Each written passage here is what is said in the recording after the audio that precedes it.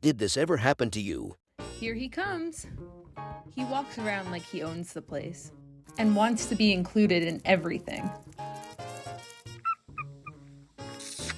We have our own little language. I love you. He'll try to find me wherever I go. I work from home, so he'll be on my shoulder and no one will know. I couldn't imagine not having him by my side. He's very attached to me and me only. I was probably more nervous to meet Dusty than I was to meet any of her family.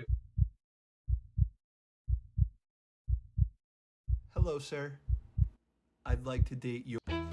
It didn't go well. No. Take him. If you want to date me, the bird comes with me. No. I wanted him to like me, but he wouldn't budge. He's like all business. Just love me. Just love me. Just love me. I didn't know what to do. Oh, now you're gonna play the injured bird my card. baby. Play the injured bird.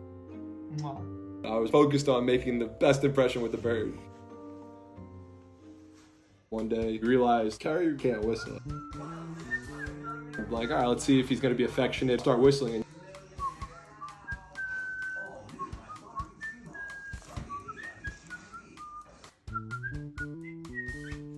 He slowly has started to mimic. The longer I whistle, the longer I know he won't attack me.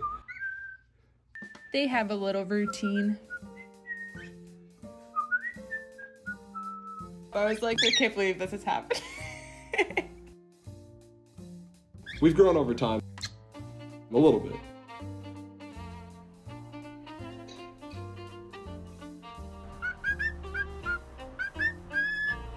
Sometimes you gotta do what you gotta do to be with somebody. Seeing Carrie happy makes me happy.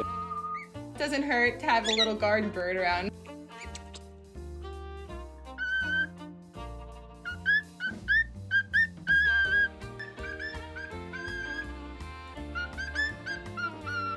The bird is priority one.